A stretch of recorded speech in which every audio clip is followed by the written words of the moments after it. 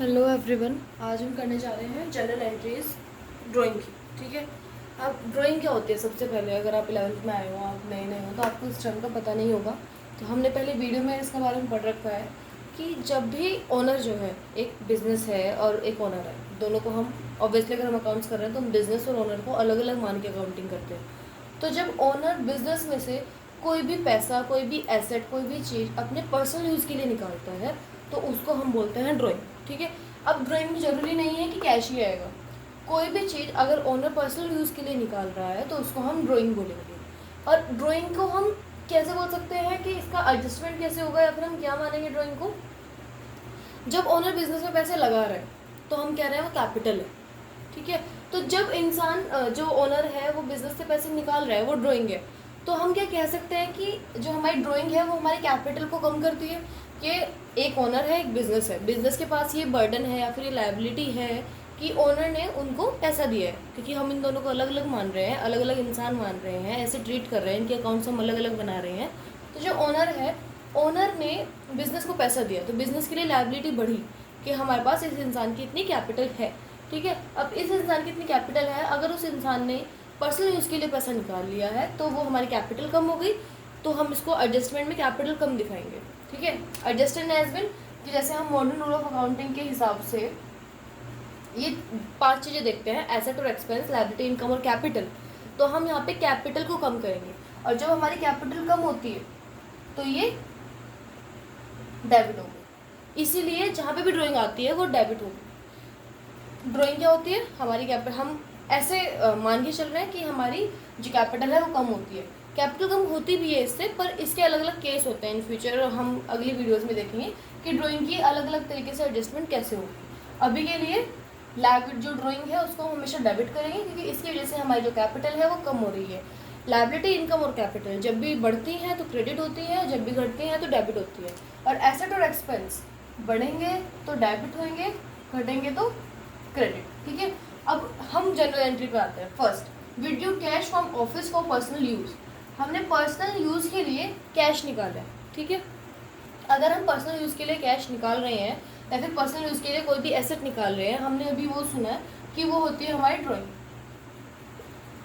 तो personal use को हम कह सकते हैं पर्सनल यूज़ के लिए जो पैसा निकाला है वो ड्राइंग है। ड्राइंग क्या होगी? डेबिट। अब क्या निकाला है हमने? कैश। कैश हमारा क्या है? एसेट। अगर हमारे एसेट कम होते हैं तो क्या होता है? क्रेडिट। तो इसकी एंट्री क्या होगी? Drawing account debit to cash.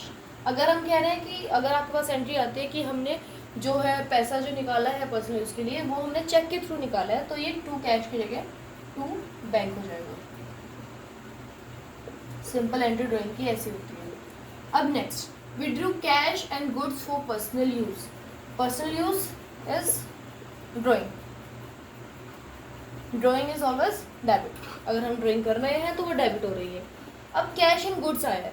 हमने पहले परचेज वाले जब एंट्री की थी तो हम गुड्स को क्या लेके चल रहे थे कि हमने परचेज किया है सामान।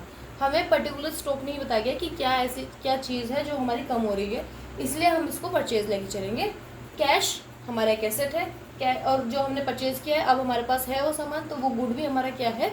वो भी हमारा एक एसेट है। तो हमारे दो एसेट अगर कम हो रहे हैं तो वो क्या होंगे? क्रेडिट। ड्राइंग लाइव, हमारी कैपिटल कम हो रही है तो ये होगा हमारा डेबिट। इसकी एंट्री होगी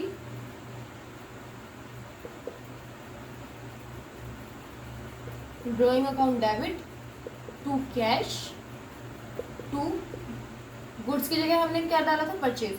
तो जब हम गुड्स खरीदे तो हमारा परचेज बढ़ा था, अब हमारा परचेज कम हो गया कि हमारा जो इतना सामान आया था वो खत्म हो गया। To purchases. अगर यहाँ पे पर्टिकुलर कोई एसेट लिखा हुआ होता तो हम एसेट का नाम लिखते हैं। सपोज कैश है हमारा 10,000 और जो हमने परचेज किया था जो हमारे गुड्स थे वो थे वर्थ 5,000, तो यहाँ पे इकट्ठा आ जाएगा 15,000। ठीक है। Next, paid life insurance premium of proprietor.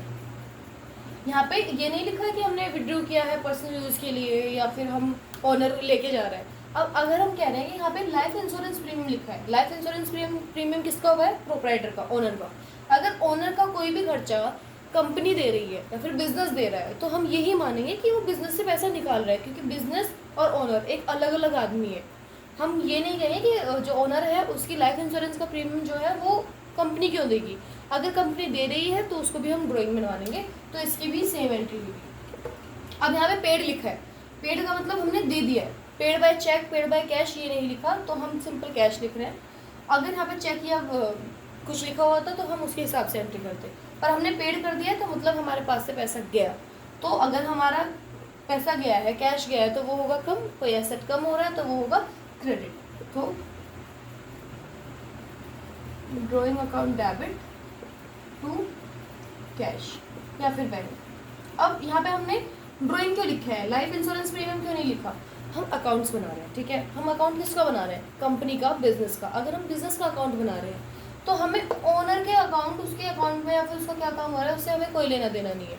उसने उसका खर्चा हमारे यहाँ से हुआ है तो हमारे लिए वो ड्रॉइंग है, ठीक है। जैसे कि हमने यहाँ पे इनकम टैक्स है हमारी नेक्स्ट एंट्री में, paid income tax of the proprietor, हमने ओनर का इनकम टैक्स दिया है। पर हम इनकम टैक्स क्यों दिखाएंगे अपने अकाउंट्स में, क्योंकि वो हमारा नहीं है, हमारा ये है कि ओनर ने अपना पैसा निकाला है या फिर ओनर का खर्चा हुआ है, तो यहाँ पे भी ड्रॉइंग आएगा।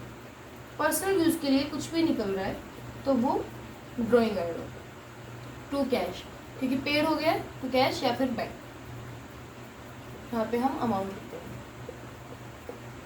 हमेशा याद रहे कि जब भी हम कोई एंट्री कर रहे हैं, अगर हम कोई भी खर्चा प्रोप्राइटर का कर रहे हैं, प्रोप्राइटर हो गया, ओनर हो गया, अगर हम किसी भी ओनर या प्रोप्राइटर का कोई भी खर्चा कर रहे हैं तो हम उस खर्चे को स्पेसिफिकली मेंशन ना करके हम कहेंगे कि वो पर्सनल यूज़ के लिए काम हुआ है, इसलिए उसमें हम ड्राइंग लिखेंगे। ये थी आपकी simple entries of drawing. Thank you.